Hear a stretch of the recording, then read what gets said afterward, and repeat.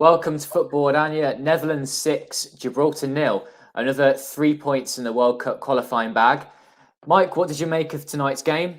There were some positives to the game, despite its meaningless appearance. Yeah, I think that there was a few positives, and it's always good to see Netherlands score plenty of goals. 6-0. It's good amount of goals. Decent performance. Had a lot of shots. Could have scored more. Didn't give Gibraltar really anything. Donny Bio even had one save to make in the whole game. So in terms of keeping a clean sheet, scoring the goals, and 3 points, it's a successful night. And from the point of view that we saw Noah Lang and Danjuma excel, then it's a good night. I really liked Danjuma when he came off the bench. Noah Long played most of the game, and Danjuma came on quite late. But I was more impressed with Danjuma when he came on. I know it's Gibraltar. It's hard to compare, but he seemed to offer so much more in the final third.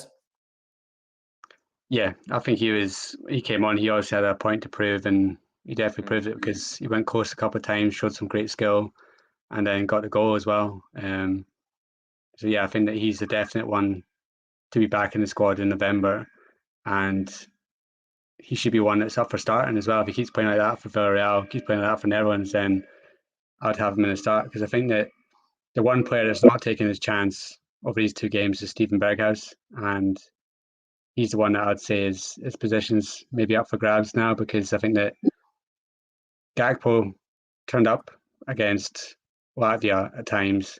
Lang did all right tonight, and Danjuma's shown the brightest. So I can't remember Berghuis having a really standout moment in either game, and he was brought off early in both. So if I was him, I'd be thinking that he maybe didn't take as much of his chance as he could, with certainly Lang and Danjuma breathing down his neck as well. It's a strange situation that there's loads of left wingers, but not really any right wingers. Berghuis is the only real option for that right wing where he's comfortable playing there. Why is that? And also, can't some of these left wingers play on the right wing? Can't Danjuma potentially take that right wing position away?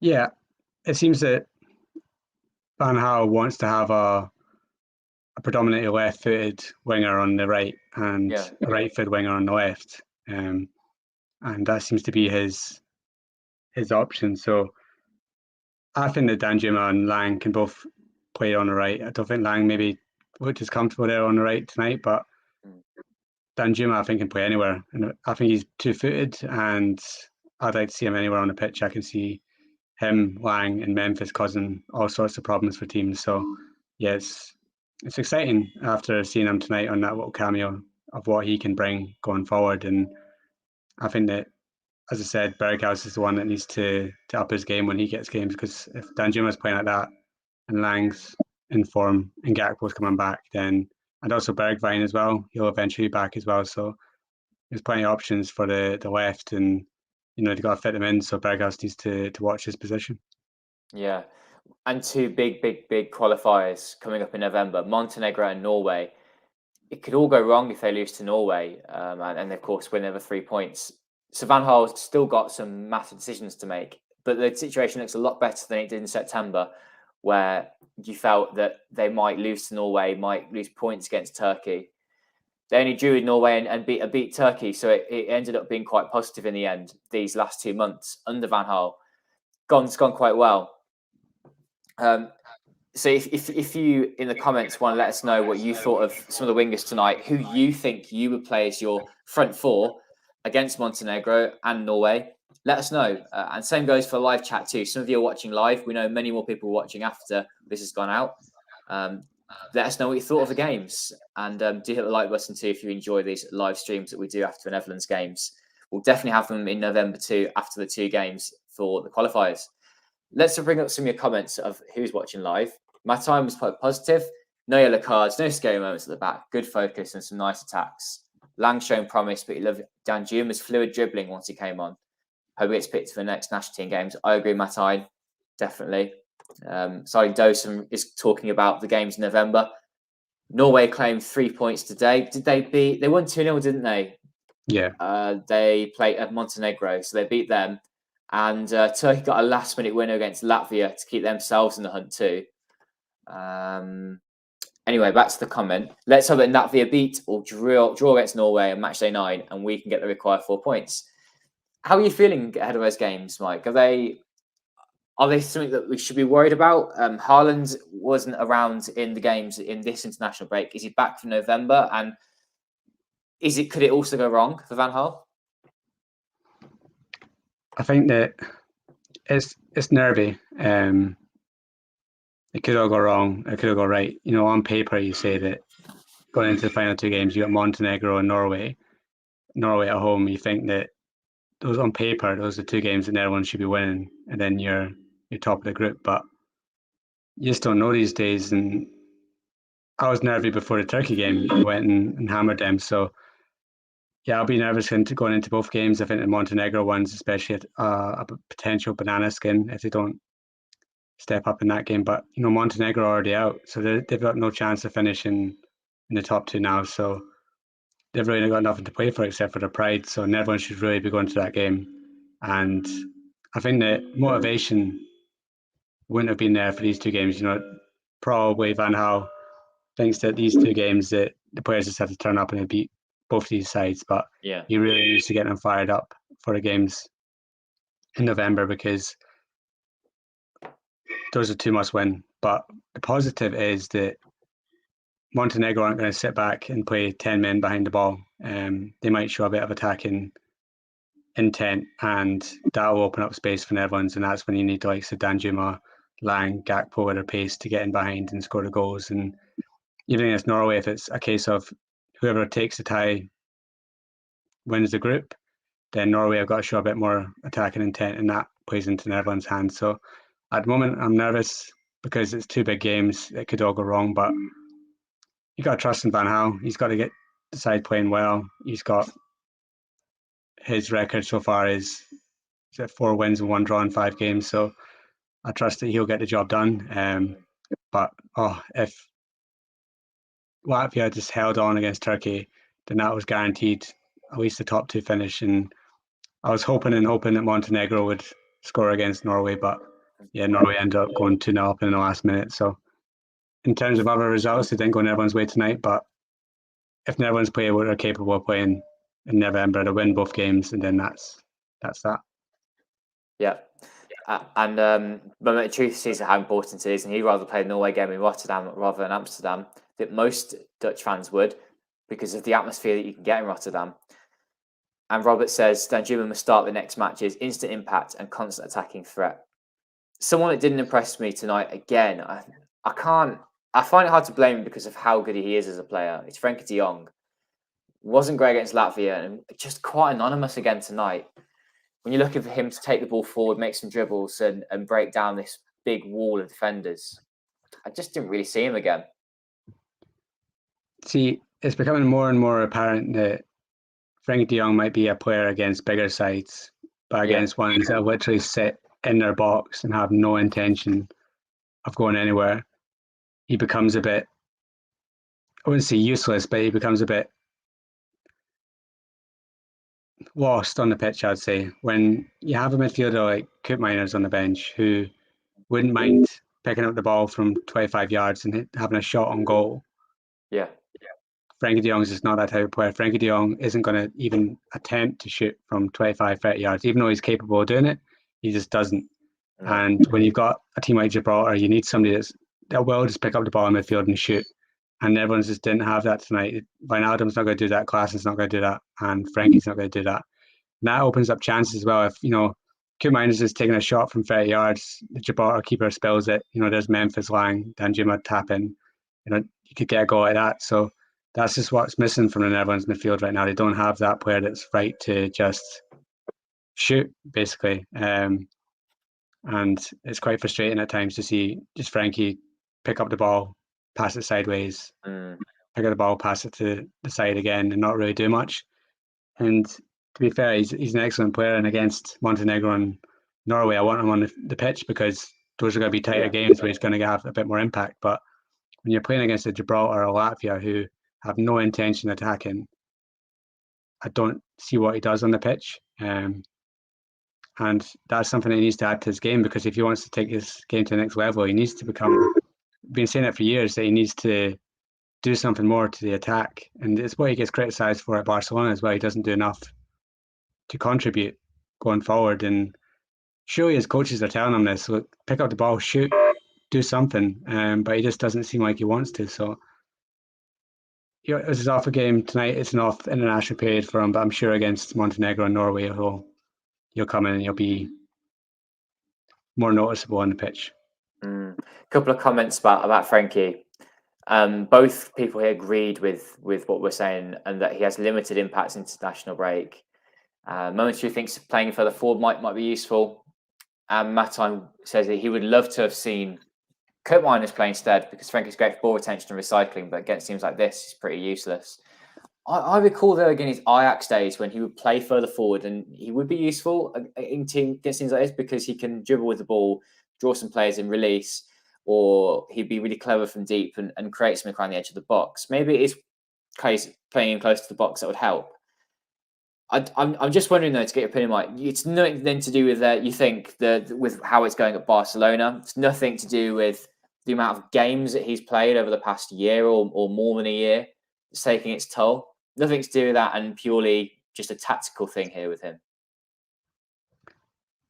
Yeah, I think that you can't be that tired, I don't think. And yeah, of course, you can say that the stuff at Barcelona is affecting him, but the stuff at Barcelona could be affecting Memphis, and he turned up tonight with 2 goals and 2 assists. So if you want to be a star for Netherlands, you got to turn up in every game. And maybe he didn't turn up tonight. He didn't turn up against Latvia. He didn't really have an impact, but you can say that about the whole midfield tonight. Apart from Klaassen, who did well for the second goal, Wijnaldum wasn't really there tonight either. He had a couple of moments, but again, he wasn't really on top form. So I think, again, we said it after the game against Latvia, the midfield is what, if I was Van Gaal, I'd be worried about, because tonight the attackers showed that they can do it. We're excited about the attack. Right? The defence is fine. We got Van Dijk, De Vrij. Dumfries had a better game tonight, and then you got Blind. Bio's a reliable goalkeeper. It's just the midfield that something isn't clicking in there. And what frustrated me most was that, apart from taking off Frankie for an extra attacker, he left Klaassen and Wijnaldum on. He didn't try anything else. He didn't try Koop Miners, which I thought was frustrating. But we'll see what happens against going forward in Norway and Montenegro. Again, they're going to be tougher games. And again, if you do get to the World Cup, they're not going to face a side like Gibraltar who's going to sit 10 men behind the ball. So yeah, Frankie de Jong might come into those games in November and be the best player on the pitch again for the 2 games. So just need to wait and see. But I'm not writing him off, and I still love Frankie de Jong. But yeah, just again, these games, I just don't see what the point of him having on the pitch is. And then it comes back to a point about wanting to see a few different players in this international break. And we saw a couple, they were given their chance, but no wholesale changes, which makes me think Van Gaal sees this team as his team going into the World Cup. It's only a year away, which can be frightening in some respects. Because of players like Daley Blind still having a place at left back, is he still going to be the left back in a year's time, another year older? Does Malacia or Wijndal get into this team? On that showing where Malacia doesn't get a game against Latvia or Gibraltar, I don't think that the left back slot is going to change anytime soon. Most of the positions seem settled. It's the front 3 behind Depay that will be changeable, and it will be going to form players, I think, those positions. I just want to get a couple of more comments about tonight's thoughts, Mike, and I'll get your thoughts on Daley Blind. Players were saying that Frankie does more as a central midfielder than defensive midfielder, and he's wasted at defensive midfield. Chris says that he doesn't think that Holland should fear the next games. Danjuma needs to start. Another one was Wijnaldum too. It's worrying that he doesn't play for PSG. He's another player, maybe like Frankie, not at the top of his game just at this second. Let's hear thoughts on David Britton, Mike. Like I said, if Malacia and Vida can't get a game now, when will they?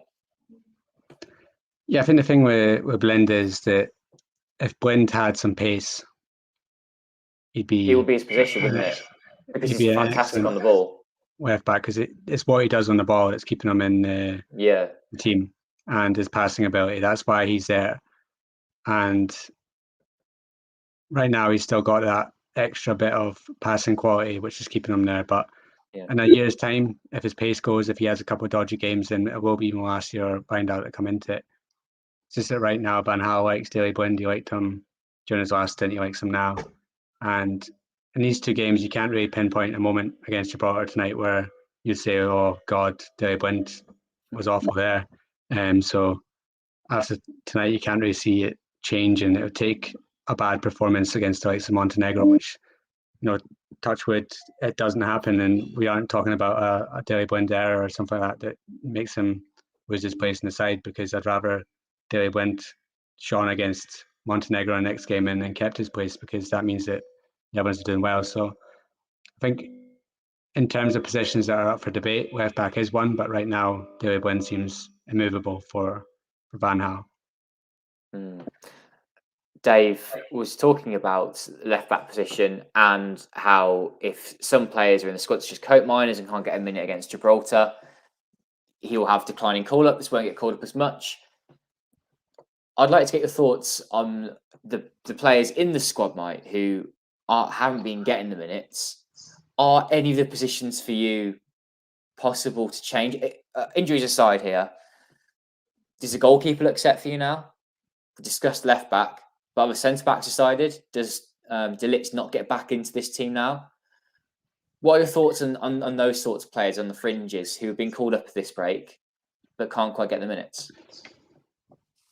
Yeah, I think it's easy to say, like, oh, why didn't De Ligt get a game, or why didn't this player get a game? But Van Gaal has won the last two games. They beat Gibraltar 6-0 tonight. They didn't give away a chance. So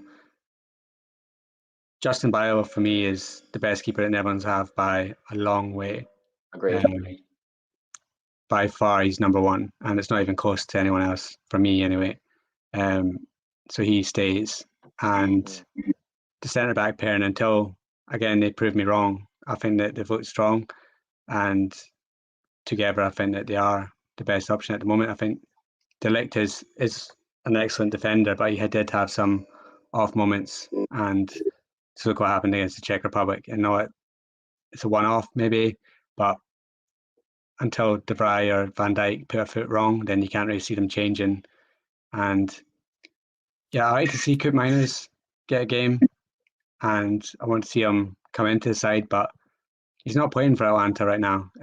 He's a substitute, and he comes on late in games as well. So until he holds down his spot in Italy and is performing week in, week out, he doesn't really have that gravitas to say that he can start declining call-ups if he doesn't get game time, because he doesn't have that status yet. So until he gets that, he will just be a backup to the likes of Frankie and Wijnaldum. So for me, the defence seems pretty set. Goalkeeper is definitely set. Midfield looks set compared to what I've had in the past. I think that Klaassen justifies his selection, and then Wijnaldum and De Jong are just two players that Van Gaal is always going to pick. And then Memphis up front is decided, and then the biggest rotations around the wingers, because he seems to be able to, say for instance, call up Danjuma with 2 days ago, and then he goes straight into the subs bench, comes on with half an hour to go and scores. So I think Van Gaal is willing to give attackers a chance, because that's the positions that he sees is up for grabs, because he keeps commenting on the fact that we don't have enough wingers. So he is giving each winger a chance in each game to impress, and luckily for him, they all seem to be doing just that. So yeah, I think that overall I'd say about 8 or 9 positions in that 11 are pretty set, and then it's just 1 or 2 that are up for grabs. If you want to change one of them, is there the time to do that now? There aren't really many friendlies anymore. Every game seems to be very important since the Nations League came in. Yeah. I wouldn't change anything going into Montenegro and Norway. No, I suppose not. After that, then they're going to have games before the World Cup where you can start to maybe experiment. I don't know what the international fixture list looks like after Norway, But then they're going to have time before the World Cup kicks off in the winter, so there'll be a few games to fit in there to give maybe a couple of players a chance. Then you'll have longer before the World Cup. Not actually, will you? Because it's not the summer. I don't know if they have a training camp for longer. Yeah, before are the there World still Cup. going to be any games as well in the summer? Yeah. That's another question to be found out as well. Yeah, because I don't know how it works with the World Cup. Does it just start while the club season's on? So I'm not sure on that, but he doesn't have now the time to change anything, but seal the World Cup qualification with this side and then start looking to experiment and see what he wants to do. But right now, it's not the time for it. Fair enough. Mattels says that when Blind is missing from the squad, it's very noticeable for Ajax and the Netherlands because of his build-up play. Always a fair point with him, you have to say. When he's beaten for pace, that's when people suddenly jump on Blind's back. Someone said to me that they didn't believe that Blind actually had a lack of pace. They thought it was other things, and actually that it's always focused upon when you look at it. I disagree with that. I think he can be beaten very easily when you're putting a ball in behind him. Still not sure going to the World Cup though. The Nations League is this summer. We've just found out, and let's talk about a couple before we finish. A couple players up in the sort of outskirts of the squad. Mitchell Bucker, things have gone very quiet with him, but he's doing well in the Bundesliga. And Frimpong as well is another fullback, which has been a focus on Football-Oranje. Some people discussing him. Are those two in your minds, Mike? Karsdorp? Anyone else on the fringes for you? Ryan Babel come back into your thoughts? Never again. I think we've seen from Danjuma and Lang that Babel's days are totally numbered. But yeah, I think if you're looking at players on the fringes, there isn't many from what you'd say the under-21 squad that's really knocking on the door at the moment. Frimpong would be the one that is the most exciting from what he's doing in the Bundesliga. Then you've got Botman's not exactly having the season he was having last year for Leo, so he doesn't really come into it at the moment. Up front, Boadu, Robbie, Xerxes are not really everyone's quality at the moment. So I would say right now the squad looks pretty set. There isn't many that could really break into it. So yeah, Van de Beek isn't going to get game time between now and November, so he's not going to come into it. And yeah, Mohamed Al-Hatran might start playing games for Sampdoria, but he isn't going to come into it either. But yeah, so I think that Van Gaal has the squad pretty much set going into November, and it'll be another 26-man squad again with this sort of playing staff. I can't see really anyone breaking into that side yet. It's going to take a shock season from a player in the Eredivisie or a young player to come very quickly to really shake up this squad. It doesn't need shaking up, mind. There are some really good players there, and players such as Daniel Marlon who need a really good season in the Bundesliga, and then they've progressed their career like even further. Glad he got a goal tonight. Overall a decent night. I think 6-0 is around about what you expected. You would have liked more. They won 7-0 in Gibraltar, but at least it wasn't like the Latvia performance where they only got the one. But thanks everyone for watching this. Do subscribe if you are new, and give us a like if you enjoyed these live streams after the games in this international break. Been a bit of a quiet one, I suppose. We expected 2 wins out of 2, but I'm sure that the pressure will ramp up in time for the Norway game in November. So thanks everyone for watching, and leave a comment as well if you're not watching this live, and let us know what you thought of the game tonight and this international period in general. Any players that you want to see starting, any players you want to see in the squad, comment and let us know. A quick shout out as well that if you haven't watched it yet, go to the Football-Oranje website or the YouTube channel, and you can watch our interview with Joel Perreault, who used to play for PSV, now playing with Swansea. Interesting to hear his thoughts, not just on Swansea, but also PSV. I always fail to say Roger Schmidt. I can't say it the Dutch way.